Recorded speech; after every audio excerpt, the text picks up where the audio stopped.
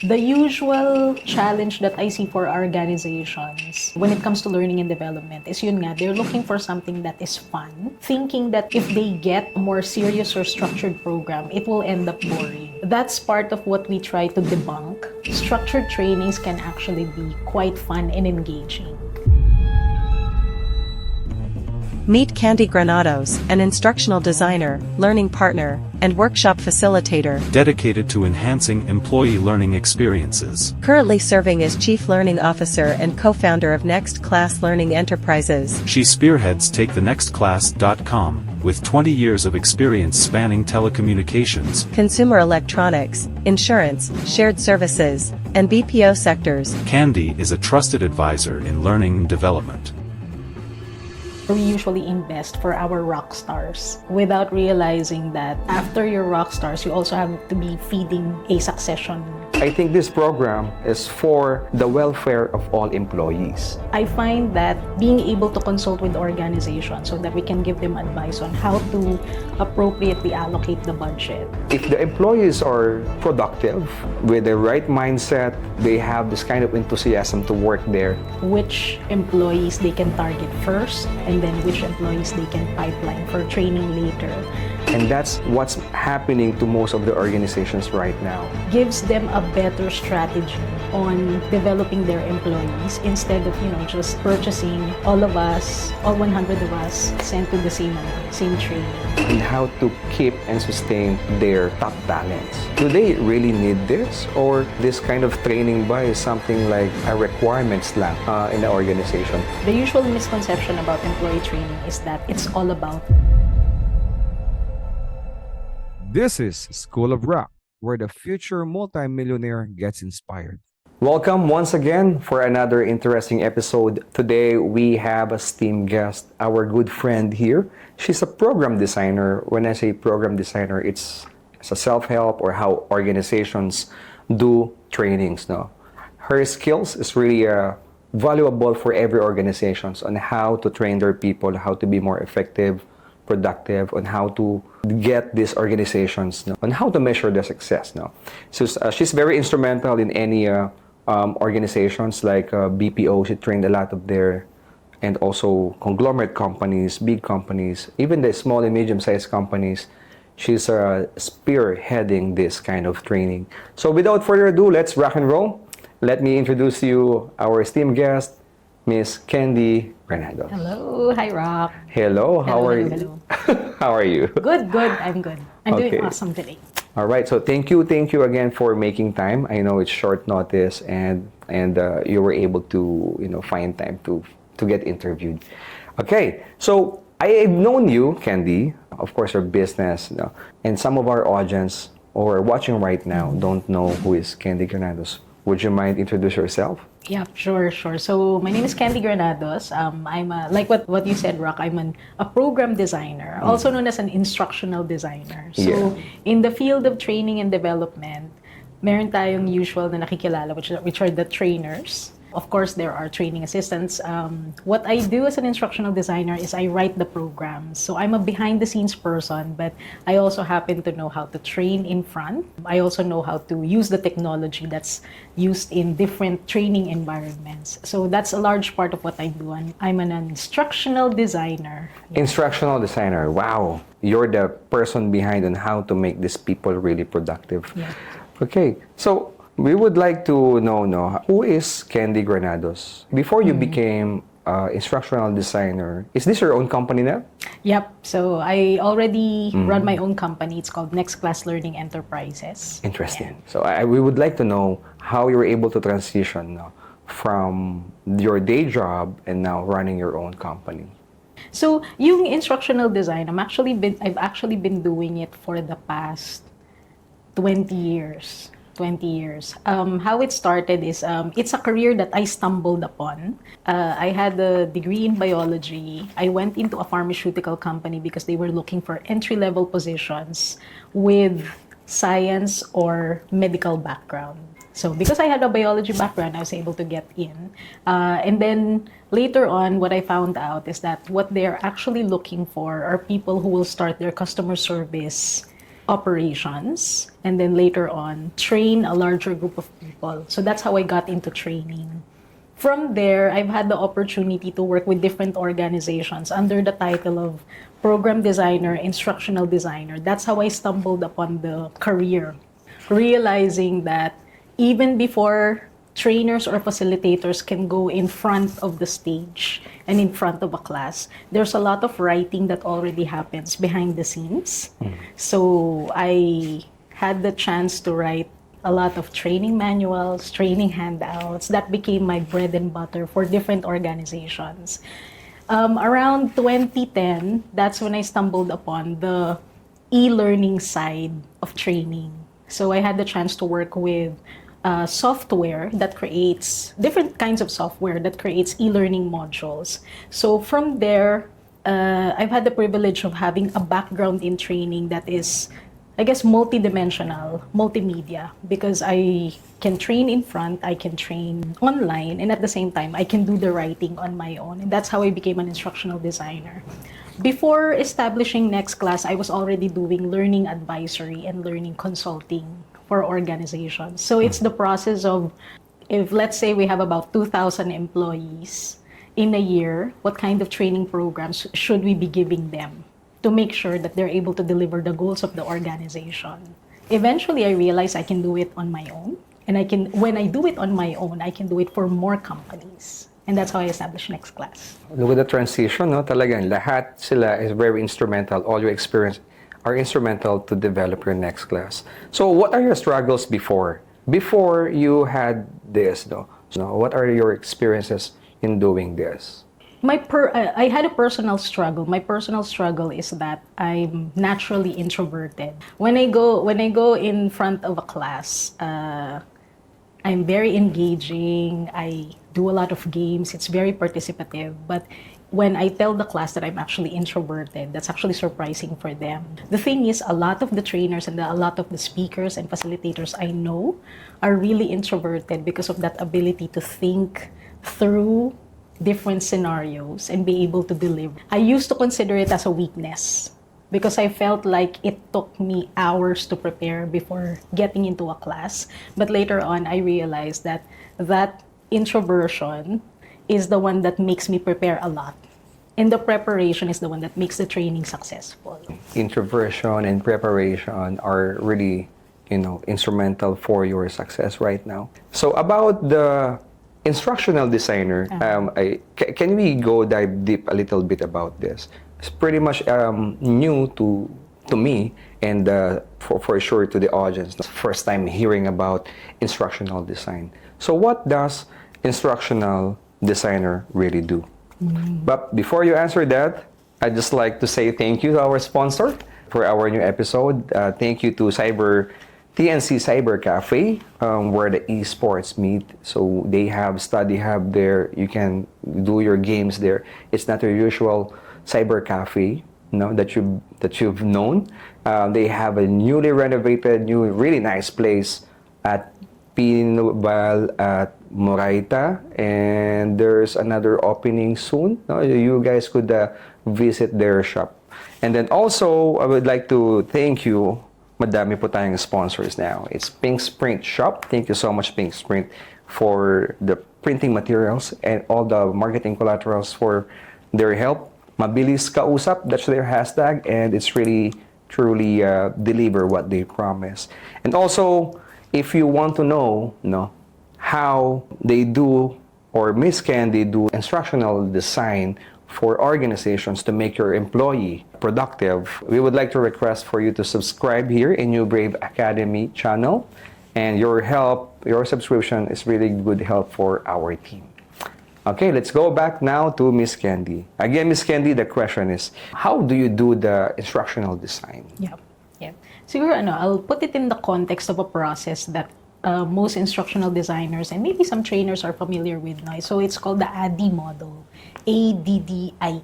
Oh, yeah. So it stands for Analyze, Develop, Design, Implement, and then Evaluate. Essentially, it's a process of problem solving the problem that we're trying to solve is how to help organizations or help a participant, a learner from that organization be able to deliver the goals that they need to deliver by way of training.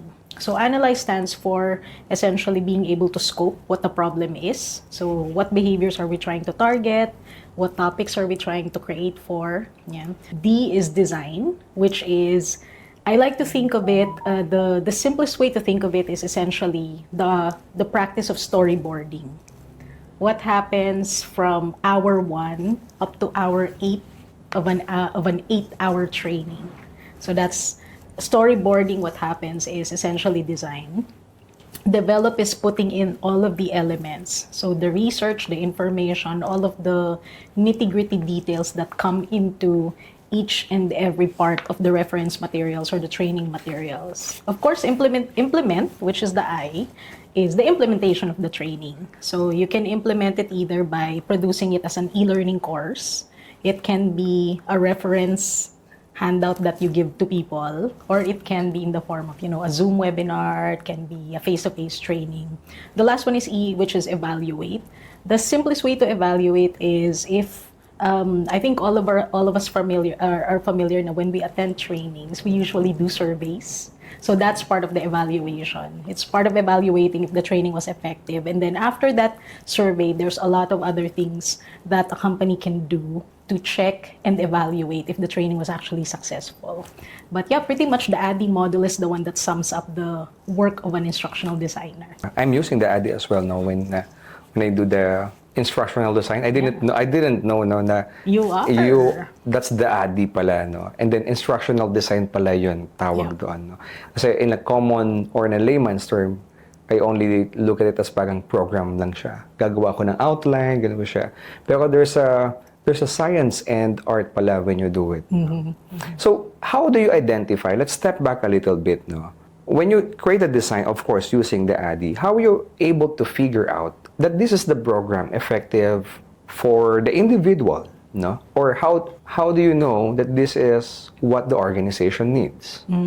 It starts with interviewing also the organizational leader. So for example, if I were designing this program for an organization, I'd usually start out with scoping interviews to find out what is the problem that the leaders are trying to solve. So it's like FGD, focal discussion group. Yep. Okay. So it's essentially zeroing in what problem are we trying to solve? How does it look like now? How do you expect it to look like if they attended the program? And then some elements also that may seem minor but actually plays into the experience. How many hours are available? What platform can be used? What's the demographics of the people who will be taking the training? How long should they be out of production? So all of those things come into play in the scoping interview. And siguro in about 1 to 2 interviews of about 1 hour each, I'll be able to figure out the kind of design that needs to be produced and what kind of platform. Yeah, how many people you need to figure it out? In the initial onset? Yeah, parang 10 people ba? 100 To people? interview.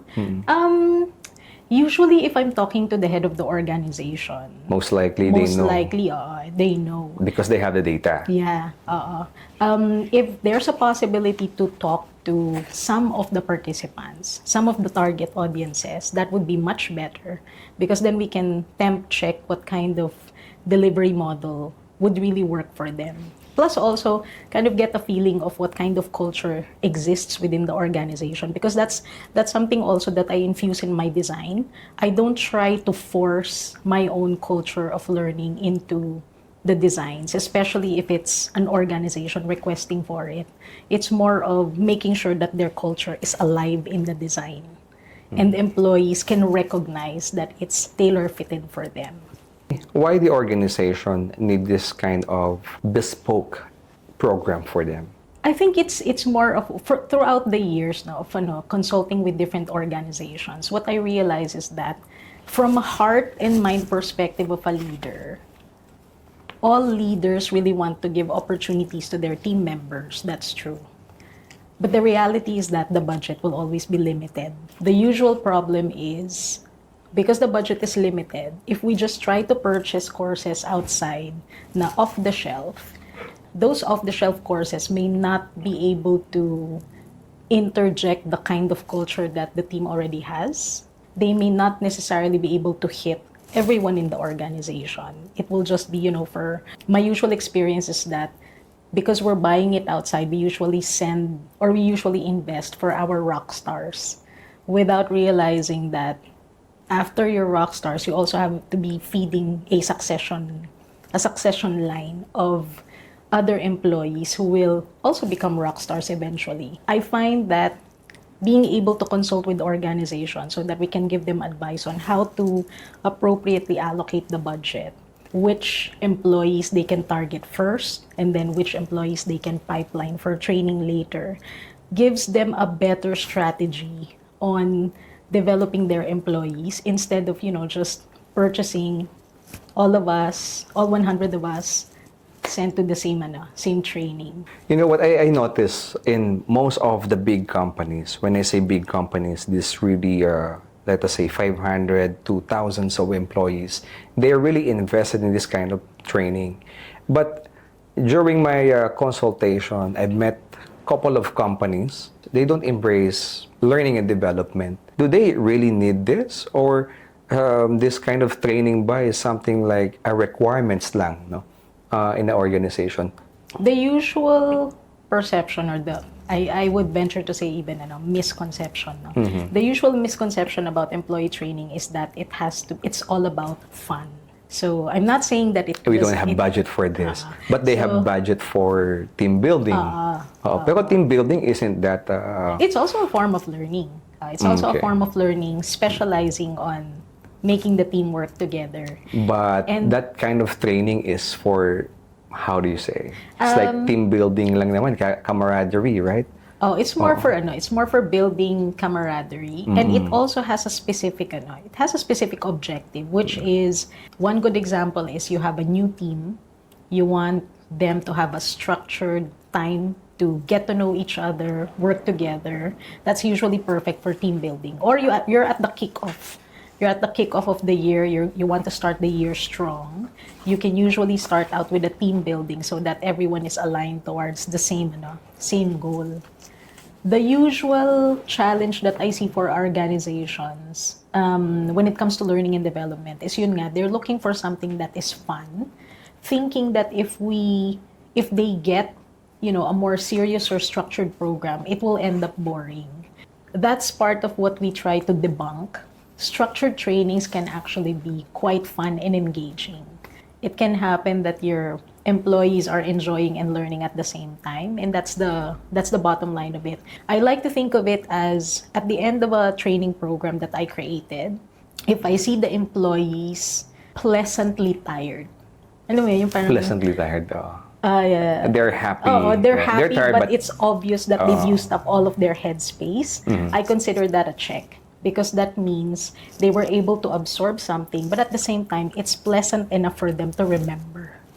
Do you have a case study that your program really helped an organization? Something like, maybe let's put it into context.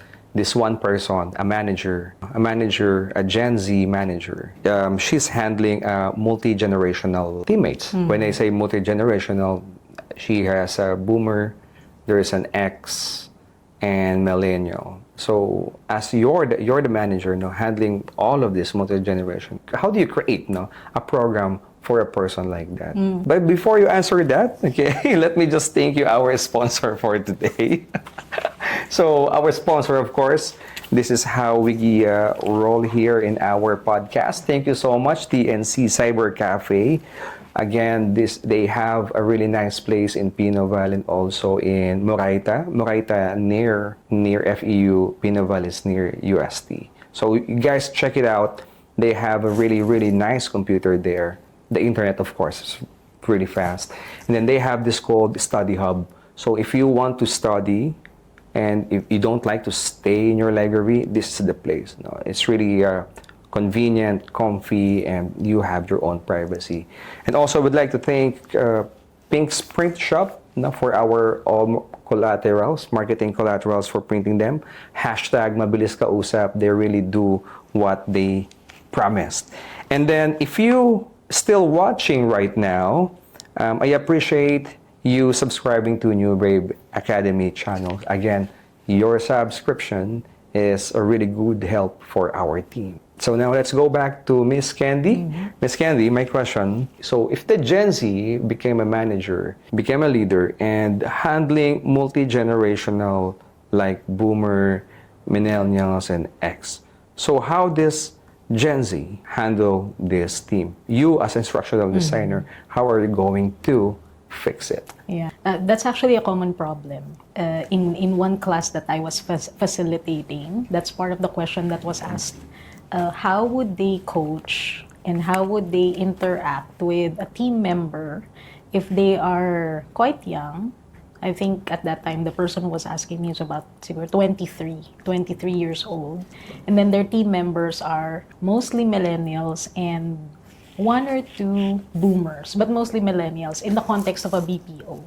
Yeah. So I think what the leadership trait that spans all generations is really having effective communication skills and then layered with empathy. Empathy is one of those words that are commonly thrown around and used in various references, but essentially what it means is to be able to see things from a person's perspective and context. And I think that's a leadership skill that every leader of every generation should have. If they have it, they will be successful.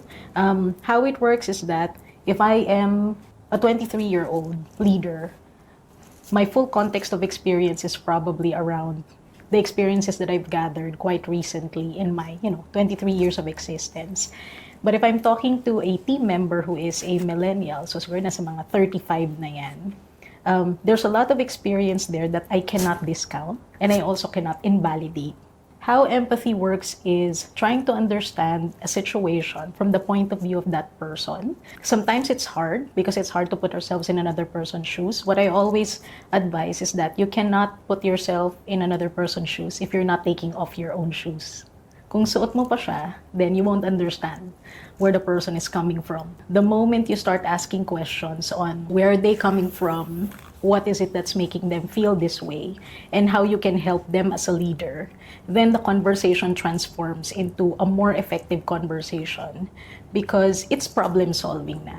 It's no longer judgment of, I'm older, you're younger, I know something, you don't know anything. It's no longer that. It becomes a problem-solving conversation that can transcend age groups. Empathy coupled with a lot of humility as a leader can produce very powerful communication skills. Have you handled, aside sa BPO, have you handled other organizations as well? Financial institutions, and then SMEs as well. SMEs in different service delivery, corporate service delivery. Yeah, BPO is one of it, and also you can apply this system to other organizations as well, or different industries. I'd just like to know personally, why did you choose to become instructional designer? Is it what you really want, or just by experiencing it, or is this something that you really wanted to be, when you grow old? Have you dreamed about this, No. about instructional designer? So why you do what you do? It's something that I stumbled upon in my first ever job. So when they asked if we expand the operations, we'll need someone to train. So I started creating the PowerPoint presentations and then writing the materials. And then later on, when I left that job, I applied as a trainer for a BPO. What they gave me is a position that will maintain the manuals, the training manuals. As in literally, if something needs to be changed because this page is no longer updated, I'll be the one to revise that. And it turns out that was the start of what an instructional designer can be. So it's all about the writing of training materials. I realized when I was already doing it, I actually like it because I like writing, but I also like writing with a purpose. I'm not a creative writing type. I'm more of a writing for a purpose, like because it requires to be an instruction or it's a communication piece that goes to employees. I need to have a certain purpose to write it, and being an instructional designer gave me that purpose because it's writing for the purpose of helping people understand direction, goals, strategies. Yeah. I like it. Your motivation and how you're doing this. Okay, I think we come to the point where I am going to share my diamond. So thank you, Candy, for that. Ladies and gentlemen, diamond is my key takeaways or reflection with conversing with Candy. There's a couple of diamonds here that I wrote in my paper, and I think one here is instructional designer is like a coach. They will help you from point A to go to your point B. So they will give an instruction, like a bridge, on how to get there. So those program is actually bespoke or tailor fit. It's not something like you can buy in any online learning platforms. This is a program that really tailor fit based on your company's culture, the company's organizations, how your people behave. As she mentioned, the empathy, I think that's one part of it. Another diamond here, Candy is like a rear view mirror. You know, if you guys are driving, you know the purpose of rear view mirrors, the side mirrors and the rear view mirrors. That is used to see the blind spot. If you, in your organizations, you're the one who's doing the instructional designs or you're doing it alone, sometimes it's really hard to see the blind spot. Internally, of course, we're sure you're gonna agree with this. There's something biased happening there. No? There's something like, these people will need to do this. In fact, to tell you honestly, sometimes the third person are the ones who were able to see something that we didn't see. So that's the job of Miss Candy. And another one is care. I think I just like to mention the care, no, because instructional design is just designing a program, yeah. No? But at the end of the day, what is this program for? I think this program is for the welfare of all employees. So, of course, if the employees are productive, with the right mindset, and they want to, they have this kind of enthusiasm to work there, that's what makes or how to retain and keep clients or keep your employees in the company. And that's what's happening to most of the organizations right now, and how to keep and sustain their top talents. And those are my diamond po, no, ladies and gentlemen, and I hope you guys learned something new as well. So again, thank you, Miss Candy, for making time. It's it's really privileged, to share your job, your insights about instructional design, and I hope all our audience learned something new as well. Again, thank you so much for keeping us company here. I'll expect you in our next episode.